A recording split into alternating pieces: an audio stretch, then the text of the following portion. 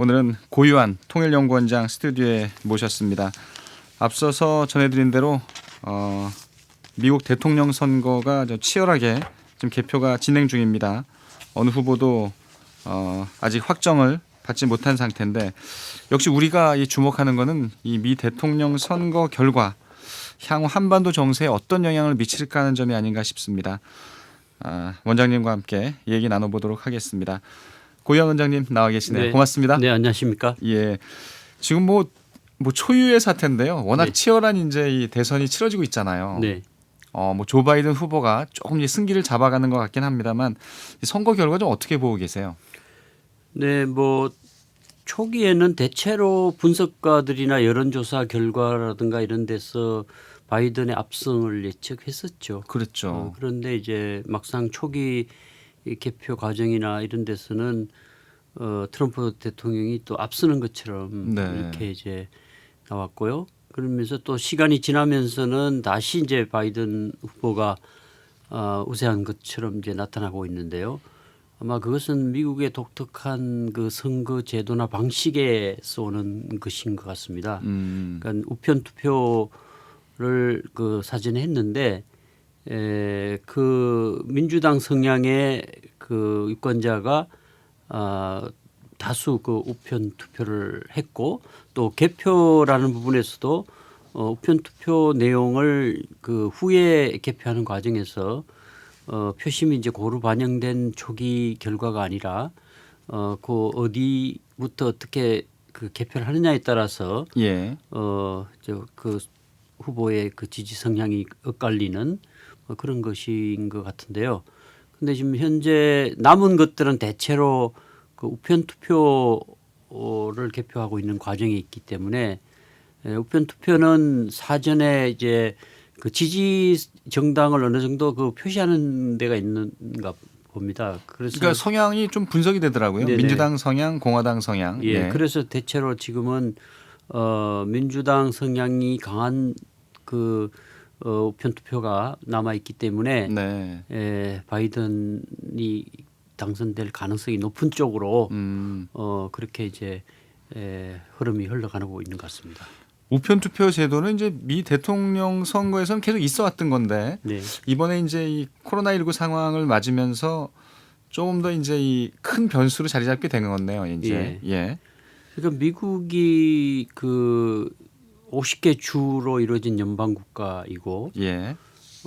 또 이 직접 선거가 아닌 그 선거 인단을 뽑는 그런 방식에다가 또 한두 개 주를 제외한 모든 주에서 이제 선자 독식 방식이고요. 그렇죠.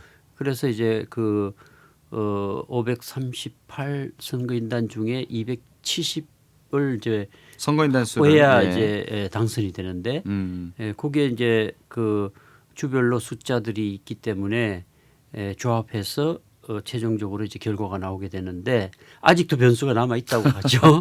그래서 이제 그 부분은 그 나름대로는 이제 아마 이 50개 주에 2명씩 상원 의원이 있고 예. 또 인구 비례로 이제 하원 의원이 있는데 그 숫자를 더해서 주별로 이제 선거인단 수를 나누고 그 대신에 이제 그 주별로 선자 독식이기 때문에 전체 유권자의 지지도와 관계없이 과거에도 보면 전체 유권자 수는 힐러리 클린턴 후보도 그랬었죠. 지난 대선 때. 더 많이 얻었지만 선거인단 수를 적게 얻어서 이제 당선에 실패한 경우가 있는데요.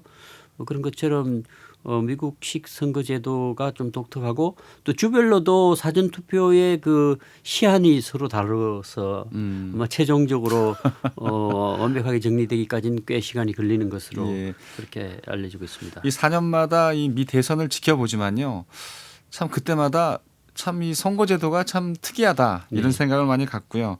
그래도 어떻게 보면 세계 민주주의를 리드한다라고 생각이 되는데 지난 2000년에도 이 부시 후보와 엘고 후보가 결국 대법원까지 갔던 거잖아요. 네. 이번에도 좀 그런 사태가 좀 걱정이 됩니다. 네, 뭐 지금 트럼프 대통령은 초기에 승리를 선언하기도 했고 또 우편 투표가 사기다 이렇게 얘기하면서 이제 그 개표 중단을 요구하는 그런 그 법적 조치를 취할 가능성도 있고 예. 또 이제 그 법적인 뭐 그 연방 대법원으로 이걸 가져가서 이제 판결을 받아 보겠다고 할 수도 있겠는데요. 아무리 그렇게 해도 그 미국식 민주주의가 뭐 단 대통령의 자기 개인 의지에 의해서 움직이는 나라는 아니겠죠. 그래서 지금 말로는 아마 지지자들을 위안하고 예.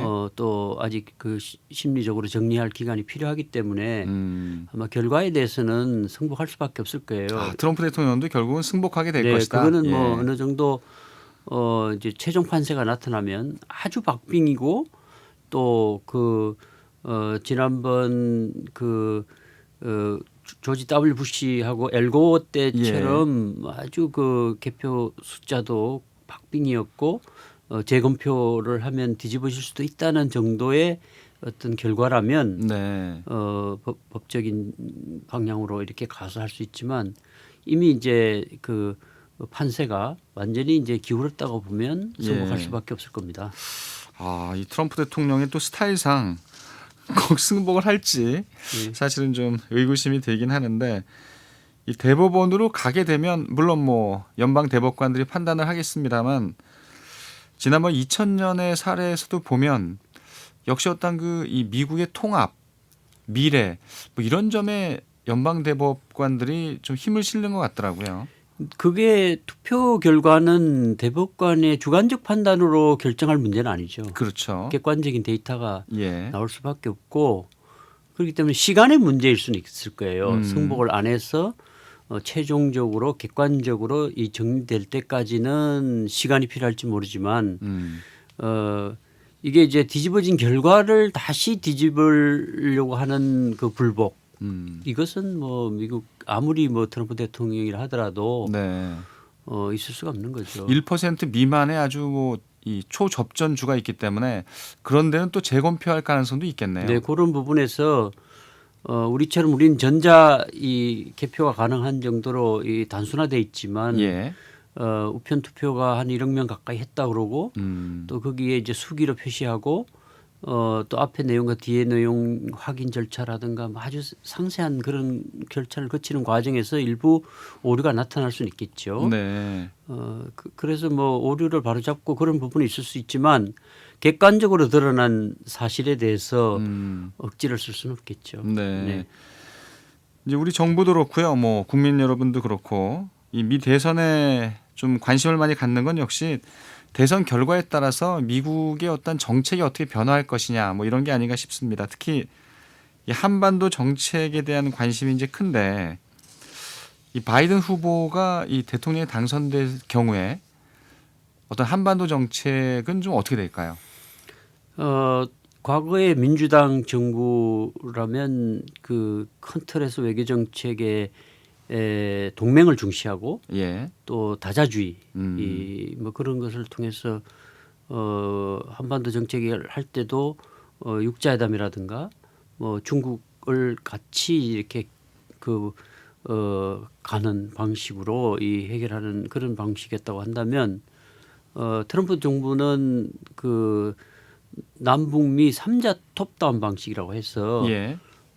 이제 정상들의 어떤 정치적 결단에 의해서 이제 이 그 한반도 평화 프로세스라든가 비핵화와 평화를 교환하는 그 협상들을 톱다운 방식으로 해왔는데 바이든 후보는 그게 이제 너무 어떤 개인 외교에 입각한 예. 그런 성과주의가 반영되고 또 충분히 실무적으로 검토되지 않은 그런 정책들을 추진하는 과정에서 무리가 있었다. 그래서 앞으로 그 바이든 후보가 집권하게 된다면 한반도 정책을 추진하는 데 있어서 바텀업 방식이라 해서 이제 밑으로부터 실무적인 협상을 하고 예. 다만 이제 그 북한의 핵 능력이 이제는 그 국가 핵무력 완성을 선언할 정도. 그러니까 그 2017년 11월 29일 날 화성 15형 발사 성공 이후에 국가 핵무력 완성을 선언하고 지금 그 사실상의 핵 보유국으로서 핵 그 보유고가 뭐 20개 50기에서 한 60기 정도 사이로 추정하고 있을 정도이니까 예. 그러니까 이전에 오바마 행정부 때 했던 전략적 인내라는 것이 있는데요. 그 당시 이제 우리 이명박 정부 쪽에서 기다리는 정책을 폈고 오바마 행정부는 이제 전략적 인내로 제재 압박을 가하면서 기다리면 굴복하거나 붕괴할 것이다. 이제 그런 논리로 그 사실상 이제 북한의 핵 능력 고도화를 막지 못했어요. 예. 근데 지금은 그 바이든 후보의 경우 이제 갈림길에 서 있는 거죠. 북한의 핵 국가로서 북한을 인정하고 뭐 핵 군축을 할 것인지 아니면 핵을 인정하지 않고 이제 비핵화 협상을 다시 할 것인지. 예. 근데 이제 바이든 후보가 그 유세 과정에서는 이제 북한의 핵 능력을 감축하는데 합의한다면 네. 정상회담 할 수 있다. 그 drawing down이라는 표현을 썼는데요. 그러니까 그 한반도가 비핵지대로 남아 있어야 된다는 데 대한 목표는 같고요. 그러니까 북핵 불용이라든가 비핵화 지역으로 한반도를 유지하는 목표는 같은데 방식에 있어서 이제 그 과거에는 CVID 방식이라 해서 완전하고 검증관하고 되돌이킬 수 없는 이제 네. 핵폐기, 선핵폐기에 가까운 내용인데요. 그걸 이제 뭐 그 이전에 이제 폼페이오 그 국무장관이 이제 FFVD라고 해서 뭐 거의 비슷한 개념으로 충분히 이제 최종적으로 이렇게 폐기시켜야 이게 협상을 할 수 있다는 논리를 펴고 있는데요. 지금 이제 사실상 핵을 갖고 있는 북한을 다루는 데 있어서 바이든 후보는 일단은 동결하고 능력을 이제 감축시키면서 대화를 통해서 최종적으로 그 해결한다. 그 얘기는 이제 선핵폐기론에서 단계별 이제 동시 행동으로 가면서 이 점진적으로 비핵화시키겠다는 쪽으로 해석할 부분도 있고, 예. 그리고 이 양자나 이 삼자 중심에서 다자로 확대하는 방식, 사자든 네. 육자든 이런 방식으로 이제 가는 방식이 있고요. 트럼프 대통령은 그 중국의 개입을 상당히 꺼렸어요. 예. 미중 간에 지금 패권 경쟁이나 전략 그렇죠. 경쟁을 하고 있잖아요. 예. 그리고 무역 갈등도 있었고, 그래서 이제 중국이 이 한반도 이 평화 비핵 교환 프로세스에 개입하는 것 자체를 상당히 꺼렸었어요. 그런데 사실 이제 북중 관계라든가 중국의 어떤 여기에서의 지정학적 위치 등 고려할 때, 그리고 또 한국 전쟁에 그 참전했고 정전협정의 서명 당사국이 중국이거든요. 그렇죠. 그리고 최근에 이제 중국이 미국의 패권에 어느 정도 그 경쟁할 만한 그런 괄목할 만한 그 국가로 성장하고 있고, 그래서 이 중국을 어떻게 그 프로세스에 개입시키느냐 여부, 그것도 앞으로 이제 그 새로운 행정부 특히 이제 바이든이 당선될 경우에 그 중요한 변수라고 할 수 있겠습니다. 원장님 얘기 들어보니까 이 큰 틀에서의 조 바이든 후보가 이 대통령이 된다 하더라도 큰 틀에서의 한반도 정책은 크게 변화하진 않을 것 같은데, 다만 이 북한과의 어떤 그 접근 방식에 조금은 좀 시간이 걸릴 것 같고, 좀 이 톱다운 방식이 아니기 때문에 좀 다자, 중국을 끌어들이는 이 다자 간의 협상 구도가 좀 만들어질 수가 있다는 얘기네요. 그렇습니다. 그 큰 틀에서 제재를 유지할 것이고, 북한은 이미 이 지난해 연말에 또 지난해 그 하노이 노딜 이후에 예. 이제 제재 대 자력갱생의 대결로 압축됐다. 그리고 북미 간의 대결은 장기전이다. 이건 이제 트럼프가 재선되든 바이든이 그 당선되든 이 단기간에 해결될 문제는 아니라고 보는 것 같아요. 예. 그래서 이제 정면 돌파전이라는 걸 통한 자력갱생을 얘기하고 있거든요. 예. 거기다가 이제 그 코로나라는 변수까지 겹쳐서 셀프 봉쇄까지 이루어지고 내부적으로 매우 어렵긴 해도 아마도 미국이 그 지금 한반도 문제에 있어서 전쟁이라는 수단을 사용할 수가 없고, 외교적으로도 그동안 30여 년 동안에 북핵 문제 해결을 노력을 해왔지만 해결이 잘 안 됐고, 예. 그렇기 때문에 현실적으로 가장 유효한 수단은 제재다. 그래서 아마 이제 오바마 행정부가 들어선다 하더라도 이 제재라는 것을 유지하면서 새로운 그 외교안보 라인이 이제 그 라인업되고 예. 구축되고 정책이 나오기까지 또 시간이 많이 걸릴 겁니다. 시간이 많이 걸릴 것 같아요. 하여튼. 네, 그래서 예. 누가 되든 지금 그 북핵 문제는 상당히 이제 어려운 국면에서 선택의 기로에 들어가 있고 그래서 이제는 남북 관계라든가 우리의 어떤 주도적 노력을 통해서 네. 이런 문제를 이제 풀어나가는 그런 계획도 뭐 계속 미국만 쳐다보고 그렇게 갈 수는 없다고 봅니다. 알겠습니다. 우리 정부가 이 좀 더 예의주시하면서 미국의 상황들을요, 이 한반도 문제를 잘 접근을 해야 될 것 같습니다. 예, 원장님 오늘 얘기 너무 고맙습니다. 네, 감사합니다. 고유한 통일연구원장이었습니다.